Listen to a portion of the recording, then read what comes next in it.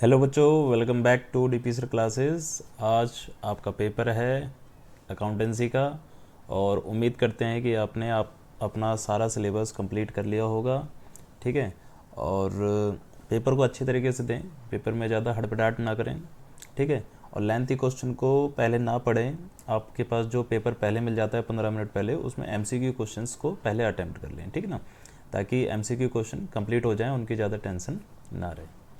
तो आज की वीडियो में मैं आपको लास्ट जाते जाते कुछ एमसीक्यू करवाने वाला हूँ।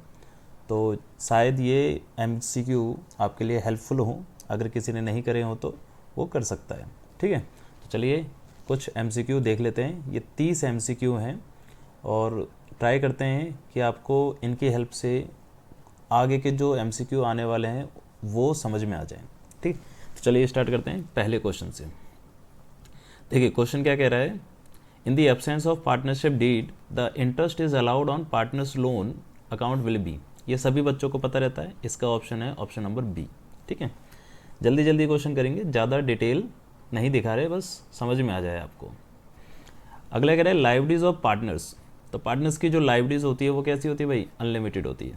सिर्फ कंपनी के अंदर ही लिमिटेड होता है, पार्टनरशिप के अंदर अनलिमिटेड होता है। ठीक है, interest on partners drawing will be credited to.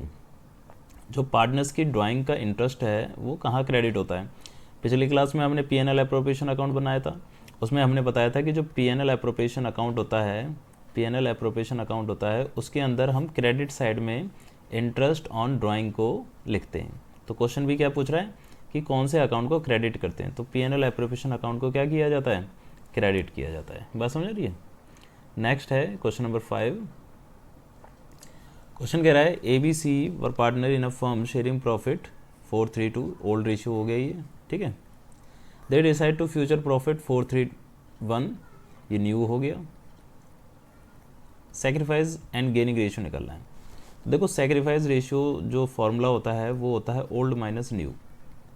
ठीक है, सेक्रीफाइस निकालते समय अगर वो नेगेटिव में आ जाएगा तो हम उसे गेनिंग कह देंगे। ठीक है, पहले क्या करते हैं, ए का ओल्ड क्या है 4 बाय टोटल कितना है 9। ठीक है ना, 4 3 7 2 9 माइनस 4 बाय आपका ये इसका टोटल यानी कि 8। एलसीएम आ जाएगा आपके पास कितना, सीधा सीधा मल्टीप्लाई कर लेना आप, है ना। 9 8 72 आ गया। 8 को 4 से मल्टीप्लाई कर देंगे तो 32, माइनस 9 को 4 से मल्टीप्लाई कर देंगे तो 36। तो ये माइनस में आ रहा है, देखो, है ना।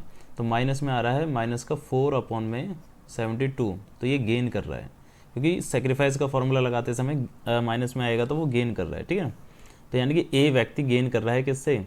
तो वो देखो ए गेन कहाँ कहाँ कर रहा है, ए गेन सिर्फ एक ही जगह कर रहा है 4/72। ये आप डायरेक्टली भी आंसर लिख सकते हैं कि इसका आंसर यही आएगा, तब भी करके देख सकते हैं। बी का भी देख लो, बी का क्या आ जाएगा 3/9 माइनस 3/8। एलसीएम कितना आया, वही 72, और 8 3 24 माइनस 27, तो ये आ गया 3/72, और वो भी नेगेटिव का, यानी कि ये भी क्या कर रहा है, गेन कर रहा है। तो देखो ये सेटिस्फाई हो रहा है पूरा का पूरा, तो यही आंसर हो जाएगा। ज़्यादा आप टेंशन लेने की जरूरत ना करें। आप देखो कोई दूसरा ऑप्शन तो मैच कर ही नहीं रहता, तो सबको निकाल के क्या करेंगे, डी ऑप्शन इसका होगा। ठीक है, अगला देखते हैं क्वेश्चन नंबर 6। गेनिंग रेशियो क्या होता है? ओल्ड रेशियो, जो सेक्रीफाइस रेशियो था ओल्ड माइनस न्यू था, तो गेनिंग क्या हो जाएगा, उसका उल्टा हो जाएगा, न्यू माइनस ओल्ड। ठीक है, तो न्यू माइनस ओल्ड यानी कि ऑप्शन नंबर सी। अगला कह रहा है कि any change in the relationship of the existing partner which result in the end of existing agreement and enforce making a new agreement. पुराने एग्रीमेंट को, एग्जिस्टिंग एग्रीमेंट को का एंड होना और नए एग्रीमेंट का बनना, क्या कहते हैं उसको? उसको कहते हैं रिकॉन्स्टिट्यूशन ऑफ पार्टनरशिप या रिकंस्ट्रक्शन ऑफ पार्टनरशिप। ठीक है ना, रिवोल्यूशन मत लिख देना, रिकंस्ट्रक्शन या रिकॉन्स्टिट्यूशन ऑफ पार्टनरशिप। पार्टनरशिप का दोबारा से कंस्ट्रक्ट होना, पार्टनरशिप का दोबारा से बनना। ठीक है, यहाँ पर पार्टनरशिप फर्म की बात नहीं हो रही, पार्टनरशिप की ही बात हो रही है बस। अगला कह रहा है 8th, when a new partner bring goodwill in cash it is credited to dash. किस में क्रेडिट होता है? सिंपल बात है, अगर कोई बंदा, कोई नया पार्टनर गुडविल लेके आता है कैश में, तो वो किस में बढ़ जाती है? जो सेक्रीफाइस पार्टनर होते हैं, यानी कि जो पार्टनर उसको हिस्सा दे रहे हैं उसमें बढ़ जाएगी, और किस रेशियो में, सेक्रीफाइस रेशियो में। तो सीधी सीधी बात है कि जो गुडविल है वो किस में बढ़ती है, सेक्रीफाइस पार्टनर्स कैपिटल अकाउंट में। बात समझ आ रही है? तो सेक्रीफाइस पार्टनर की कैपिटल अकाउंट में वो ट्रांसफ़र हो जाएगी। अगला कह रहा है on the admission of new partner, नए पार्टनर का जब एडमिशन होता है तो ओल्ड फर्म डिसॉल्व होती है? नहीं, फर्म तो डिसॉल्व होती ही नहीं है। ओल्ड पार्टनरशिप डिसॉल्व होती है? बिल्कुल पार्टनरशिप होती है, ठीक है। Both old partnership and firm are dissolve? नहीं, एंड नाइदर पार्टनरशिप? नहीं। तो पार्टनरशिप डिसॉल्व होती है, एडमिशन हो, रिटायरमेंट हो, डेथ हो, तो उन केसों में क्या होता है, आपकी जो पार्टनरशिप होती है वो डिसॉल्व हो जाती है, ठीक है ना। तो यहाँ पर ये चीज़ आपको ध्यान रखनी है। Question number 10th, X and Y partner हैं और 3:2 का रेशियो चल रहा है। Z was admitted 1/4 of share in profit which is acquire equally from X and Y. ये जो 1/4 है इसका इक्वली वो एक्स वाई से ले रहा है। तो इक्वली का मतलब क्या हो गया, देखो अगर हम देखें कि 1/4 का आधा कर देंगे, तो आधा करने के लिए ना आपको ना, देखो आधा ही तो करेंगे क्योंकि दो लोग हैं और दोनों में बराबर बांटना है, तो हाफ कर देंगे, हाफ हाफ। तो इसको इस तरीके से मल्टीप्लाई कर देते हैं, तो ये आ गया 1/8। तो ये वो जो 1/8 है वो किससे लेगा, एक्स से, और 1/8 भी किससे लेगा, वाई से। तो न्यू रेशियो बताना है। तो सिंपल सा कंसेप्ट है, जो उनका ओल्ड रेशियो था ना 3/2, जैसे कि एक्स का क्या है 3/5 है, उसमें से 1/8 माइनस हो जाएगा, ठीक है। और ऐसे ही वाई का जो है वो 2/5 है, तो उसमें से भी 1/8 माइनस हो जाएगा, क्योंकि 1/8 और 1/8 इन दोनों ने अपना अपना सेक्रीफाइस कर दिया। तो फार्मूला लिख लेते हैं, अब आंसर लिख लेते हैं। तो ये आ जाएगा 40, एलसीएम लेके 8 को मल्टीप्लाई कर देंगे, 8 से 24 -5, तो ये कितना आ गया आपका 19/40। इसी प्रकार से यहाँ पर भी 40, 8 दूनी 16 -5, तो ये हो गया 11/40, ठीक है। और जो नया व्यक्ति है उसका शेयर कितना हो जाएगा, उसका शेयर तो दे ही रखा है 1/4, जैसे कि जेड है 1/4 है, और दोनों को बराबर, सबको बराबर करना होता है डिनोमिनेटर को। 40 है, 40 है, यहाँ 4 है, तो 10 से मल्टीप्लाई और 10 से डिवाइड कर दो, तो ये हो जाएगा 10/40। तो सबका रेशियो कितना आ गया 19, 11 और 10, तो 19, 11 और 10, तो ऑप्शन नंबर बी आपका यहाँ पर आंसर हो जाएगा, ठीक है। अगला देखते हैं, if at the time of admission the revolution account show a profit it should be credit. तो देखो रिवोल्यूशन अकाउंट में जो भी चीज़ आती है ना, यानी कि प्रॉफिट आया या लॉस आया है, वो किस में बढ़ता है, ओल्ड पार्टनर में बढ़ता है। किस में बढ़ता है, ओल्ड पार्टनर में, और ओल्ड रेशियो में, क्योंकि वो जो प्रॉफिट और लॉस होता है वो किसका होता है, ओल्ड पार्टनर का होता है, ठीक है। तो old partner in old ratio, तो old partner in old ratio, option number A. Next, on the death of partner the amount due to him will be credit.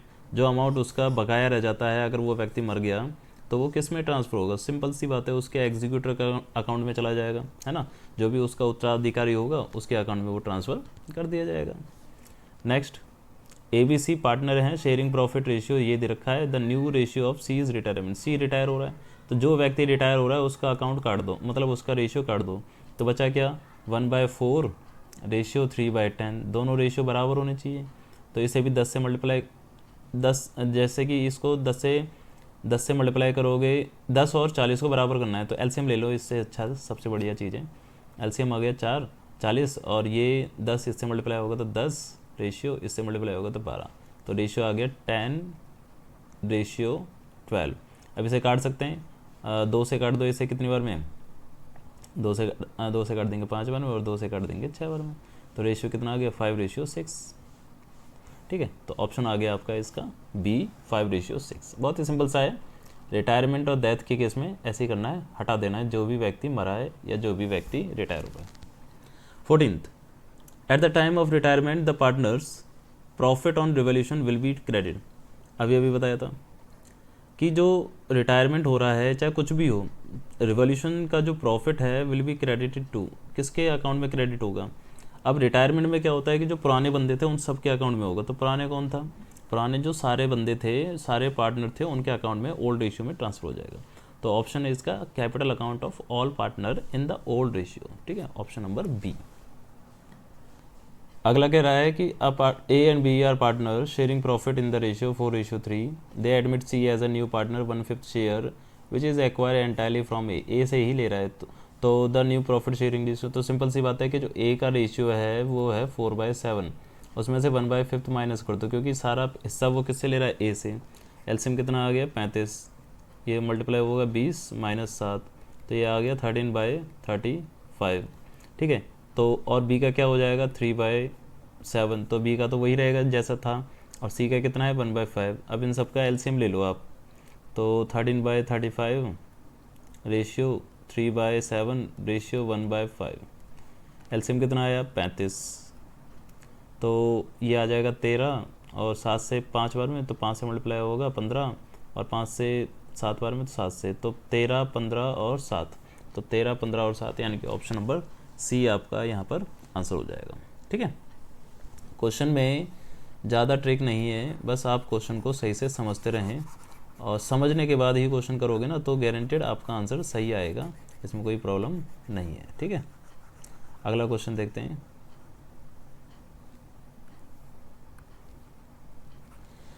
A and B are partner sharing profit, sharing in 5/3, A surrender 1/4 of his share of his share, यानी कि अपने share का 1/4 वो surrender कर रहा है। तो जो सरेंडर कर रहा है वो सेक्रीफाइस हो जाएगा। तो कितना सरेंडर कर रहा है देखते हैं। तो ए का जो है वो 5/8 रेशियो है, उसमें से 1/4 कर दो, तो यानी कि 5/32 वो सरेंडर कर रहा है, तो ये सेक्रीफाइस है उसके लिए, ठीक है ना। और बी सेक्रीफाइस कर रहा है 1/5, तो बी का जो शेयर है वो 3/8 है, उसमें से वो 1/5 सेक्रीफाइस कर रहा है, तो इसका मतलब कितना कर रहा है 3/40 सेक्रीफाइस कर रहा है। अब बोल रहा है कि in favour of C a new partner what is the sacrifice ratio, sacrifice ratio यही हो जाएंगे। तो क्या करना है 5/32 और रेशियो 3/40, हम इन दोनों का एलसीएम लेंगे तो कॉमन मल्टीपल क्या हो जाएगा 160 हो जाएगा। 32 से ये कितनी बार में जाएगा, 32 से जाएगा 5 बार में, तो 5 से मल्टीप्लाई कर देंगे तो 25 रेशियो, और 40 से जाएगा 4 बार में, तो 4 से मल्टीप्लाई कर देंगे 12, तो 25 और 12 उसका रेशियो आ जाएगा, तो ऑप्शन नंबर डी हो जाएगा। बस समझ रही है। तो ज़्यादा कुछ क्वेश्चन में है नहीं, बस आप थोड़ा थोड़ा समझते रहें। अब आ गए आपके पास part B, company account and financial analysis, financial statement, ठीक है। क्वेश्चन कह रहा है 17, an artificial person created by law is called. Artificial person created by law के द्वारा जो आर्टिफिशियल पर्सन बनाया जाता है उसको क्या कहते हैं, उसको कंपनी कहते हैं, ठीक है ना।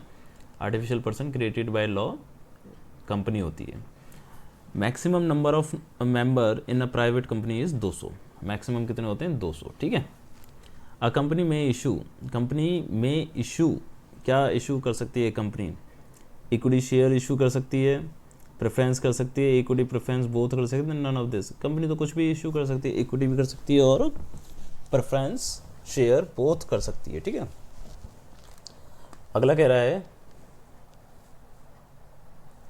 Which of the following is not shown under the heading share capital in the balance sheet. Balance sheet में इनमें से कौन सी चीज़ नहीं आती, subscribe capital, issued capital, reserve capital या ऑथराइज। तो इसमें है रिजर्व कैपिटल, क्योंकि रिजर्व कैपिटल वो कैपिटल होती है जब हम ऑथराइज़ करते हैं, तो ऑथराइज़ करते समय हम कुछ हिस्सा अलग रख देते हैं कि इसको इशू नहीं करेंगे, इसे तभी इशू करेंगे जब वाइंडिंग अप आएगा, ठीक है ना।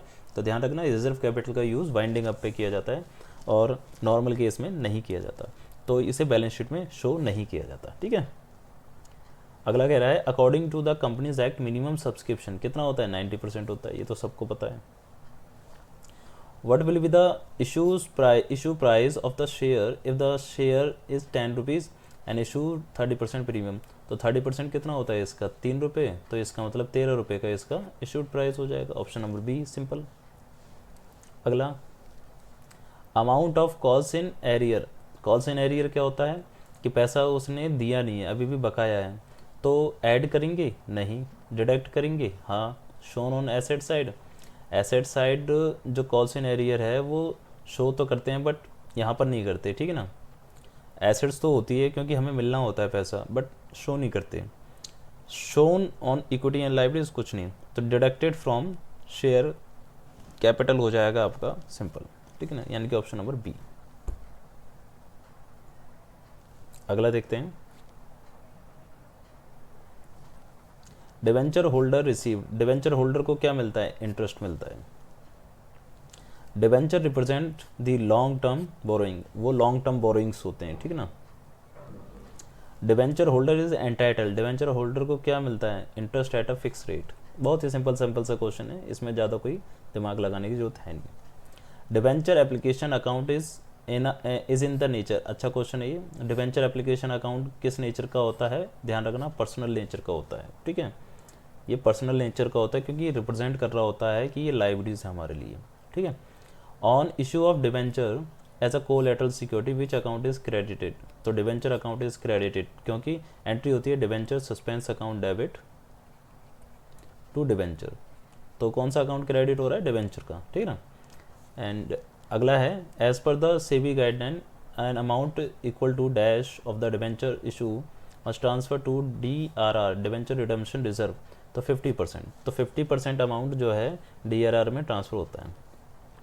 Profit on redemption of debenture is transfer to which account, तो रिडम्पशन पर जो अगर प्रॉफिट होता है तो वो आपका कैपिटल जो प्रॉफिट है तो कैपिटल रिजर्व में जाएगा, ठीक है। तो ये क्वेश्चन हमने आपको करा दिए, ये आपके पास 30 क्वेश्चंस हैं, इनको थोड़ा सा देख के जाइए और कुछ ना कुछ तो हेल्प आपको मिलेगी। तो चलिए, उम्मीद करते हैं कि आज आपका पेपर अच्छे तरीके से जाए, ठीक है। मैं विश करूँगा कि सबका पेपर अच्छे से जाए और सभी अच्छे नंबरों से पास हो जाएं, ठीक है। तो चलिए मिलते हैं फिर आज, जब हम आपका पेपर हो जाएगा तो उसमें आंसर कीज़ जो होंगे वो मैं आपके लिए लॉन्च कर दूंगा और चेक करना आप कि आपके कितने आंसर सही हैं और कितने आंसर आपसे गलत हो गए, ठीक है। तो चलिए मिलते हैं अगली वीडियो में।